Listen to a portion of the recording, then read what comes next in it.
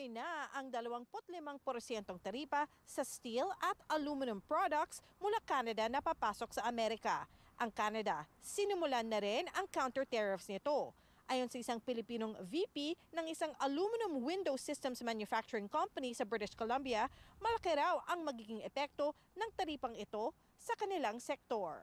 There is no way for us to negotiate to increase the price to 25%.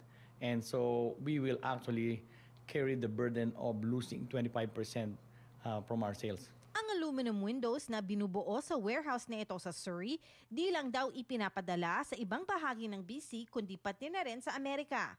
Ngayong 2025, pumalo raw sa $80 million ang halaga ng mga kontrata ng kumpanya sa high-rise building construction projects sa mga lugar sa Amerika gaya ng Seattle, Portland, Denver, San Diego at LA. Pero ngayon, ipinatupad na ni US President Donald Trump ang 25% tariffs sa steel at aluminum imports. Nag-aalala ang kumpanya na baka bumaba ang bilang ng kanilang mga proyekto sa Estados Unidos. Ngayon, most of the time, it's a bidding war. So whoever has their lowest price wins.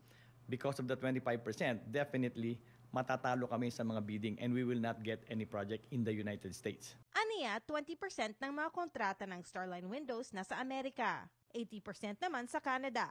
Bilang na mahirap daw bawiin sa BC dahil mas mabagal daw ang industriya ng construction sa rehiyon. And with regards to going outside of Canada, medyo malaki ng konti ang problema because of logistics.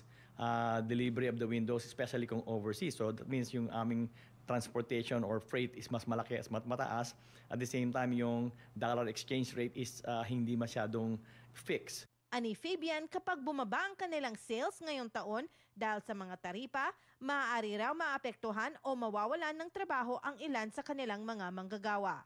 Isa raw sa mga solusyong nakikita nila para manatili sa negosyo, pagbubukas ng isa pang pasilidad hindi sa Canada pero sa US. So one of the options that we can actually do to win against this 25% tariff is to not move in the United States but to have a branch in the USA where we can produce windows US made. By doing so, then our taxes and all this cost of doing business will be lesser than 25%. And that is something that we really are going to look forward to doing. Teresa Barrera, Omni News, Surrey.